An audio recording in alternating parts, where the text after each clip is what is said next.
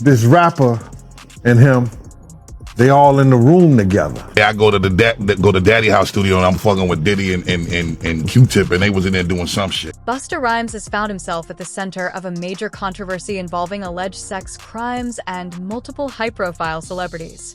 While details remain under wraps, there are hints that Busta's connection to these events could be linked to a larger web of issues.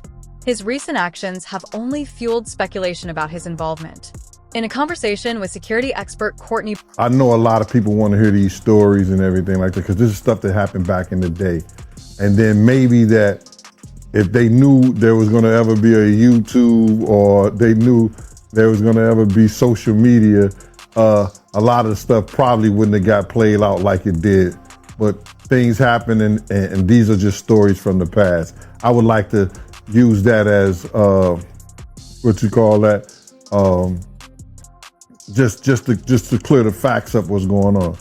But it all started, we was in Atlanta. And this story starts when I'm with Puff and he's in the exotic bookstores and he's doing shopping, right? He's shopping, getting his stuff and everything like that. So, you know, this is the first time I was ever in an exotic bookstore with Puff. So, you know, I'm giving him his space. He's taking things off the shelves and stuff like that, because they gave him a brown paper bag. When they gave him a brown paper bag, he was just putting stuff in there. So I said, damn, you know, he got to go put it on the counter and, you know, show everybody what he's getting. So as he's going, I'm just looking at the places where he's picking stuff from. So there's one part he picked up some things from up here on my left side. And then he picked like quite a few of them down. I was like, okay. He put them in the bag. So when I went by there and I looked up there and it said butt plugs. And I was like, hey, yo, I was messing with him. Because people don't understand, you know, we was like friends. He was a part of the same gang. So I'm still gonna tease him. I'm still gonna mess with him and everything like that. I could do that. It wasn't just no security thing. So I say, yo, what are you getting this for? And it said butt plugs. And he was like, yo, can I do my shopping by myself? I said, yeah, you could do it by yourself, brother. And he started walking and everything like that. When he got I just waited at the counter. So when he got to the counter, he didn't even have to show the guy nothing. He just gave the guy a wad of money. I mean, like he gave the guy a stack something like this. And Puff wasn't the dude that carried no 20s and no 50s and nothing like that. And I mean, like, he just said, boom. And we walked out the store. So we had to leave Atlanta and go to North Carolina for a show. You understand? And it was him, this rapper, Sarah, and this other girl. We all got on a G5 jet, and we flew to G4 jet, and we flew to North Carolina. With security expert Courtney Burgess, the discussion turned to the circumstances surrounding Busta's social media outbursts and a possible connection to a criminal investigation. The situation escalated after Busta's legal clash with a liquor company. Though he won the case, it's later on I think that afternoon, same day, this rapper and him, they all in the room together. You know, it's Sarah, the girl, Puff, and this dude, this rapper. So I'm hearing at the door and stuff like that, like, yeah. So then next thing you know, somebody rang the doorbell. We had the presidential suite where we was at.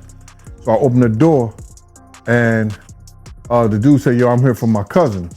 I said, who your cousin? And he said, Ja Rule. I said, well, he busy right now. He said, he busy doing what? I said, he with Puff, they're in the room, they busy, they don't want to be bothered. He said, well, I'm going in there. I said, bruh, you ain't going in there because he told me they don't want nobody to be bothering them. And he was like, yo, I don't care, man, I'm going in there. That bull like that. I said, yo, bruh, Jesus Christ had to come down here and take the air out of my body before you get in that room right there. Watch. He tried to bum rush me. I grabbed him and threw him against the piano. When I threw him into the piano, Puff and Ja Rule runs out the room. Puff got his towel, Ja grabbing his towel, but they butt the naked. And so then Ja was like, yo, what's going on? Yo, G, that's my cousin. He know me well. And Puff was like, yo, G, what happened? I said, he tried to get in the room. I told him he couldn't get in the room. And he was like, Puff looked at Ja. He said, yo, Ja said, you ain't want to go in that room because there's a lot of freaking going on. So I was like, oh, he said it was a lot of freaking going on. So that was basically that story, man. You know what I'm saying? They went back in the room. Dude felt a certain kind of way and he left out. So I seen them at the concert the next day and they tried to, form up against me. But my man Frank was like, I told my man Frank, I was like, yo, Frank, put yourself in that position. Somebody trying to get in the room and Ja told you don't let nobody get in the room. What would you do? Now y'all can do whatever y'all want to do, man. But I ain't taking no losses. He said, yo, you good, and that was it. Bruh, when Ja said, you don't want to come up in there, a lot of freaky stuff is going on. You got to use your mind. What they was doing with those butt plugs. Right. Though he won the case, it's clear that tensions have been building for years. Busta's attempts to gain ownership of the company were unsuccessful, and things began to spiral after he sold his beloved Revolt TV. Once that happened, the downward trajectory seemed inevitable. The fallout from the scandal is now evident, with fans and industry insiders alike weighing in on the potential damage to his career. A key moment in this saga was Busta's behavior at an event in 2013. He had been booked to host a nightclub event in Chicago. They want me to tell stories that they experienced with them. I ain't doing that, though. I may have some of them come on the podcast or something. Now, I am going to have the guy who got the case against Dwight Howard. He going to come on the podcast and talk. That's going to be interesting. Because, he hit me up thanking me. He's like, man, he felt more courageous. You feel me? He felt like he not alone no more. Because, he speak about dude like he a monster. You know what I'm saying? He showed me like the threats he was receiving and things like that from him. So like, I'm getting a lot of support though, bro. Like the support I've been receiving, it really changed my whole life. Cause like working this job, bro, like it eat away at your soul, bro. Like, you know what I'm saying? Because you can't really date like that. You feel me? And then you got to keep so much a secret. You know what I'm saying? And like normal ladies feel insecure because you always around these models, these ladies who got all this surgery. They feel insecure about that. And it's like, most ladies barely met a man they can really trust. So like when you live in this lifestyle, bro, it's a lonely path, bro. You feel me? That's why I be so thankful for my family, like my mom, my brother, my homie Unknown, dude got like my brothers, you feel me? Like my members. You need that because like, bro, so many people was shocked at some of the things I was saying, but it's a lot of people who quietly in my inbox thanking me for speaking out about certain things. So you feel me? Like a lot of abuse victims are reaching out to me. You feel me? Buying shirts, bro, just sending me like I'll get like a $5, like a random $5 Apple Pay. Thank you for speaking out and all this type of stuff. I'm like, damn. Okay. A lot of people like especially like a lot of sexual abuse survivors, man, they coming to me every day thanking me for speaking out about certain things, for protecting women and kids and stuff like that. You really like, this just my crusade I always been on, bro. You feel me? So like, I'm not really concerned about no detractors or what they have to say, because if you got a problem, come get up with me. Period. If not, shut up or get up with me. Was what happened behind the scenes. One of the event's security guards, David Arrington, was revealed to be living a double life, working as both a bodyguard and a sex worker. It was at this event that Busta was exposed to the darker side of celebrity culture, which included topless waitresses, dancers in cages, and even men walking around with leashes. The unsettling sight left Busta deeply uncomfortable. My next guest just testified before a federal grand jury. He says he was in possession of a trove of digital evidence from Diddy's freak-offs and parties. His name is Courtney Burgess, and he says a friend gave him 11 flash drives that belonged to the late Kim Porter. A friend. And if you follow this story, you'll know that Kim Porter is Diddy's ex-girlfriend and the mother of 4 of his kids. On those drives, the witness says 8 videos featured 8 celebrities at Diddy freak-offs or parties, and that 6 were males, 2 were females. The drive also included a manuscript of an alleged Kim Porter memoir, a memoir that her 4 kids insist is fake. Courtney Burgess told his story on a podcast before he told the grand jury today, and after he told the grand jury, and I mean immediately after, he booked it over to my set, and he and his attorney talked to me. I should tell you that he was very limited in how much detail he could go into about his testimony. And because the 8 people in the videos, the 8 celebrities in the videos were allegedly victims of sex crimes, we know who they are, but we will not be naming them, famous or not. Here now is my conversation with Courtney Burgess and Ariel. He said, like a friend gave him this. And literally he's saying, I see we can see who these celebrities are. So in my mind, I'm just saying to myself, like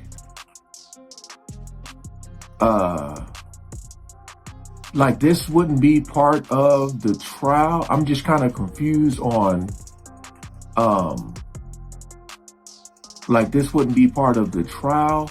Growing disillusionment with the industry reached a boiling point when he went on a fiery social media rant. Instead of staying quiet and focusing on damage control, he chose to lash out, calling out other celebrities and reigniting old feuds.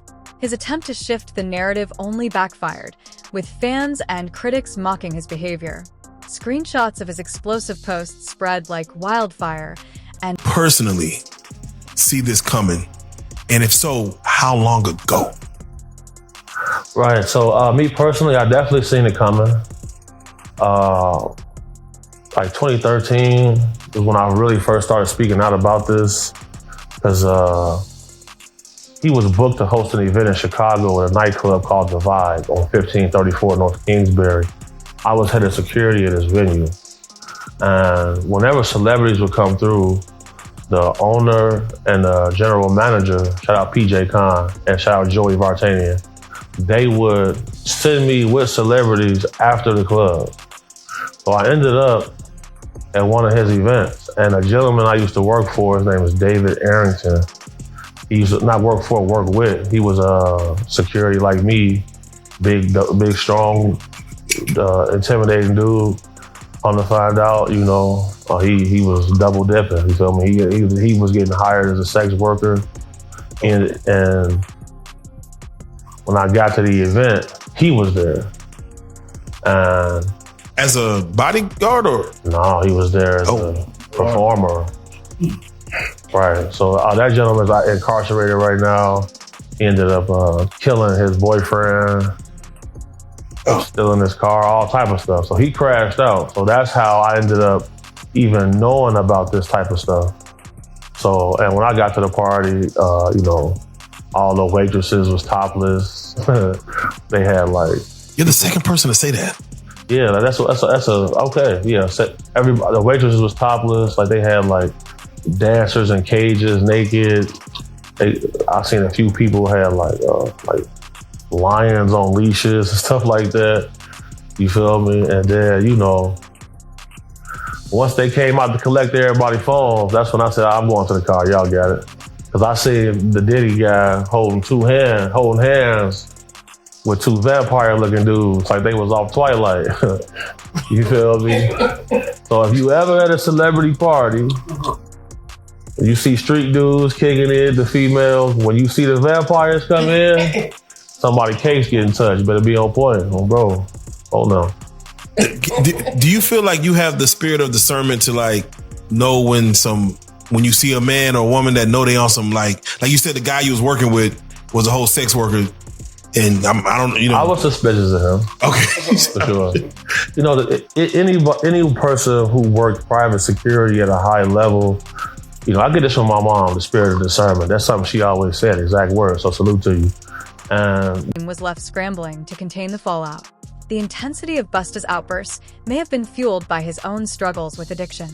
Some believe that alcohol or other substances might have played a role in his behavior, which seemed erratic at times. The speculation surrounding his actions didn't stop at social media. Rumors also began to swirl about possible criminal activity. With rumors of high-profile celebrities. if you do this job at a high level, you can look into somebody's eyes and tell if they're a killer. You can look in their eyes and tell if they're a get money person. You can look in their eyes and tell if, you know, they get a little extra wild. You feel me? Oh, bro. Would you say this is one of the most uncomfortable situations you've been in, or? No. Okay.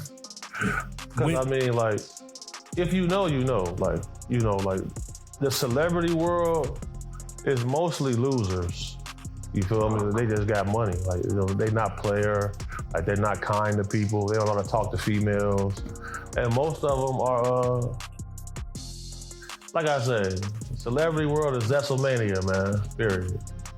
You got to trademark that movie. It's Zesselmania. You know, I done been in real. I done been in real life and death situations. Like I didn't. Yeah. I've heard a lot of rumors of saying people say that Diddy's a gangster. Is Diddy a gangster? Being around him. He not a pushover. He a tough cake toucher, bro. I tell you that much, bro. Like, Tough cake toucher. for sure, bro. Like. You had said you had seen a scene where he came up to a young dude and choked him and said, "You either want to get with God or grabbed the man by his throat." Yeah. He was like, "You want to walk with God or you want to be a roach, nigga?"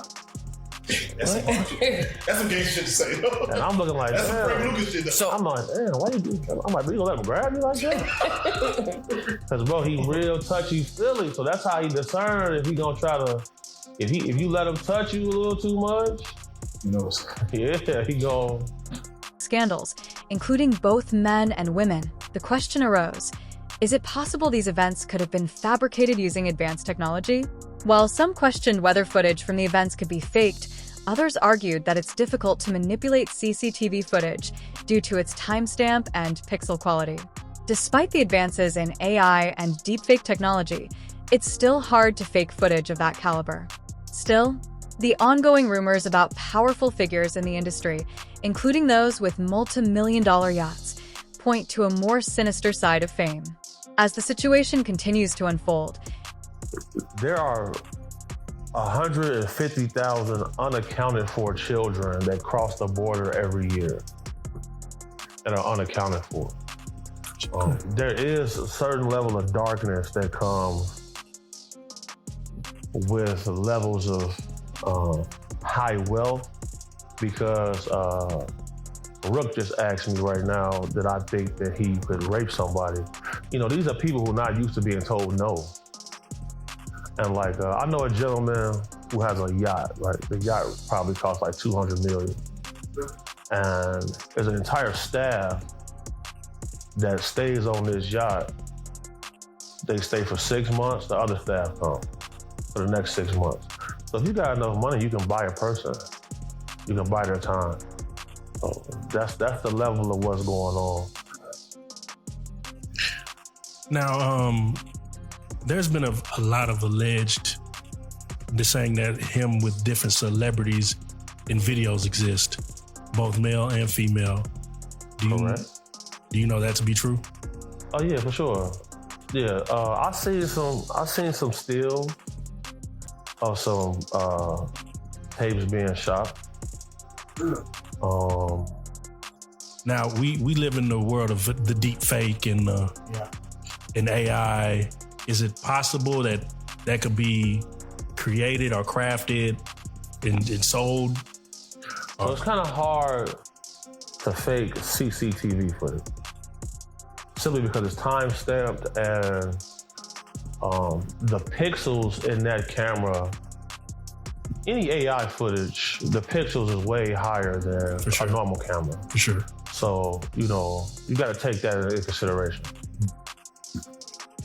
I think I'm gonna Google everyone who has a $200 million yacht, and we gonna line this. We gonna get close. It's hundreds of guys who got. Okay. Yeah. Okay. Rook, didn't you say you wanted a yacht? Yeah. 200 million. 200 million. I'm scared to get money now. It's getting scary. It's not the money that changes people, because if you a man who get money, you know that this money is a tool. Right. It's not your identity.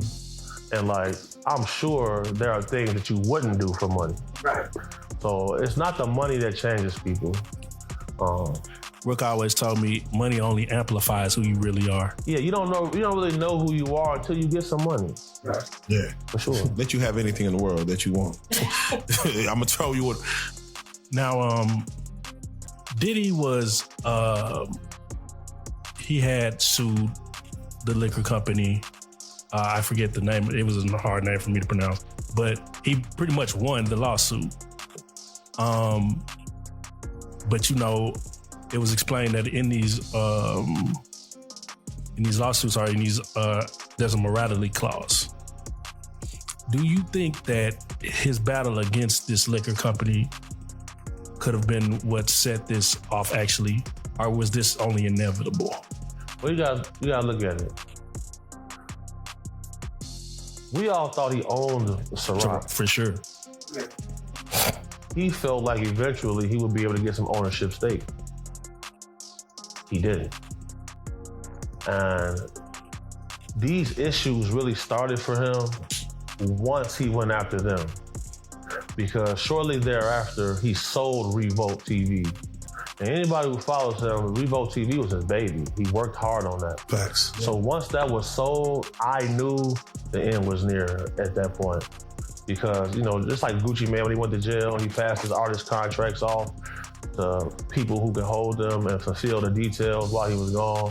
That's what they do. They pass it off to people who can put it in a shell corporation. Because you can have a corporation that have an anonymous owner. So once I seen Revolt get sold, unfold, it's clear that money and power can sometimes amplify a person's true nature. The celebrity world, with its wealth and excess, has a dark side that Busta Rhymes seems to have gotten too close to. Whether he can recover from this storm remains to be seen, but one thing is for sure, the world of high-stakes fame is much darker than most people realize. Busta Rhymes' legal battles, particularly his lawsuit against a liquor company, may have played a key role in the recent crisis surrounding him. Towards leading up to this, I know you had mentioned him, just the way he's moving.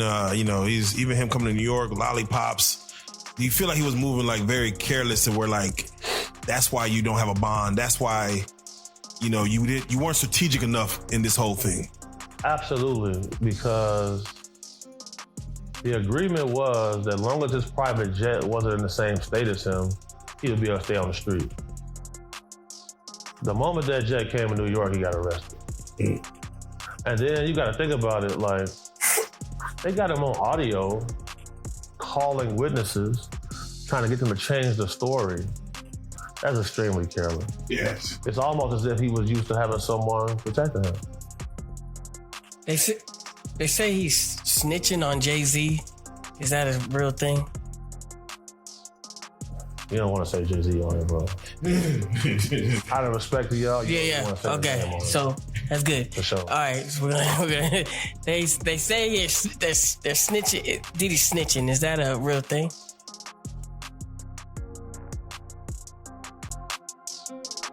Have we ever really seen an indictment where the details were sealed? We only really seen that with Epstein. And the only chance he has to not get a life sentence is to cooperate. Right. Wait, and you mentioned that Diddy may not make it out alive. Yeah, definitely. Yeah, see, when you say something like definitely, I got to get your take on it, because we seen what happened with Epstein, and we seen like you said, a sealed indictment. Don't know what's in it. Right. We hear stories of stars paying off lawsuits and keeping their name out of the news. Like, you feel like there's something that's bigger than even Diddy that is at stake of failing. Yeah, definitely. So, if anybody pays attention to the political climate in our country right now, the FBI is at risk of getting disbanded. For sure. We're coming up on a new election. Now, the week that he was indicted, the head of Sony Music, Randy Goodman, stepped down. Yep.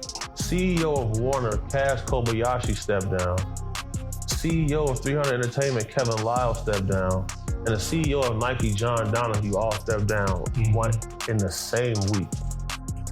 Then we see the mayor of New York, Eric, get indicted. And then now we see the guy Reeves from Abercrombie get indicted for sex trafficking. So the sex trafficking investigators, the group of guys who do that, is a small group, probably about 50, 60 people. So the same people who investigated him also were investigating him and these other people. So you gotta always watch the trickle effect when it comes down to it. So for sure. Now, we were talking about him contacting witnesses and how careless that was. Do you think it's because of this drug addiction that he has? That's a great question. Well, I'll say this. Any man who I know who did ecstasy for more than 4 years straight, they all have a trans girlfriend right now.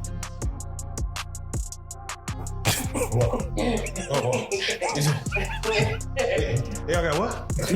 Any man I knew personally who did ecstasy more than 4 years straight have a trans girlfriend right now. And you live in a false sense of reality when you always high. When he got arrested with a drug called Tunchi, which is a mixture of ecstasy and cocaine. Yes. Now, cocaine can cause impotence.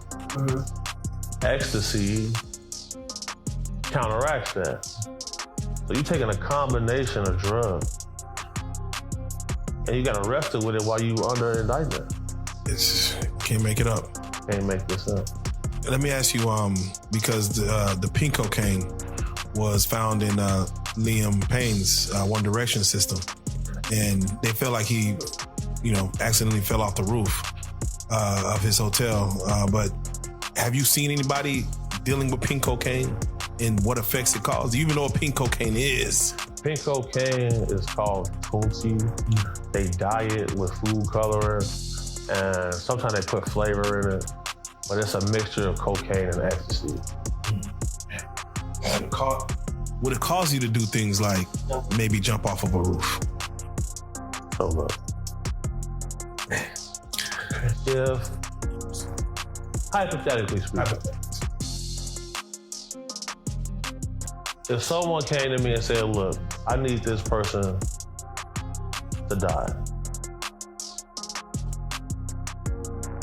the two easiest ways to get away with murder is for someone to take a large fall or a car crash. To intensify after he tried to gain ownership of the liquor brand, but he never got it. Soon after, he sold Revolt TV, which had been his passion project. Once that happened, it became clear that his downfall was on the horizon, much like when Gucci Mane handed off his artist contracts before going to prison. When Revolt TV was sold, it was like the final nail in the coffin. Shortly after, a minor scandal snowballed into a full-blown crisis. Busta's name was all over social media, but not in a good way. Fans, critics, and people in the industry began speculating about the impact on his career, and bro, Busta Rhymes wanted him in his section so bad. Like, what? Pulled him to the section, like through the rope, and tucked him off in the corner. So I'm looking like, well, he ain't come with us. But I know he was in the little group. So if I go out with somebody, like a group of people, I try to make sure everybody get there together and leave together. No, he stayed with them. He stayed in there with them, bro. For sure, bro. You ain't never heard about this before, have you? Bro, this common knowledge, bro. Like, if you in the mix, bro. If you in the mix, like I've been in the mix, you know this, bro. How long has it been like this known about Busta Rhymes? I knew about this like in 2012. I knew about this in 2012. How come you think nobody else speaks up on it or says anything? Because, bro, these people admire these people so much. They want to make sure they in the section, they at the club, they at the video shoot, they can get backstage. That matters most to them. That matters so much to people. It's crazy. Like, but if you notice, like, it's countless videos of Busta Rhymes getting mad at females for just being girls. This girl touched him one time, he go crazy, throw a drink on her and everything. See what I'm saying? Like, what? Why you getting mad at females? You go to these guys, they in the club, go to their section. It's all men in the section. That ain't weird to nobody. I'm going to the bar, sorry. Text me if it get dangerous. But there's all this club security in here, like nothing's finna happen. Nobody wanna kill you guys, bro. Like, when I get jobs from people who really got a threat on their life, I move way different. Nobody wants to kill these entertainers like that, bro. Like when I do my threat assessment, there's never an immediate threat or danger. It's never a situation that they're gonna tell me, oh, this person wants to murder me, or this person wants to bring harm on me. It's never like that. Them type of people be normal guys. So I hear somebody say, oh, he's cute, I want him. So when I heard that, I turned around like, man, did he just say that? He's got all this jewelry to attract some men in here? You wild. Shocked me. But sure enough. And that was the guy that Busta Rhymes pulled back? He pulled him into the section. Downplay the situation. The worse it got. He wasn't handling the pressure well, and it only made things worse. His recent actions, like moving carelessly during his legal troubles, raised even more questions. For example, he violated an agreement that allowed him to stay out on the streets as long as his private jet wasn't in the same state as him. But once his jet was in New York, he got arrested. Worse yet, he was caught on audio trying to get witnesses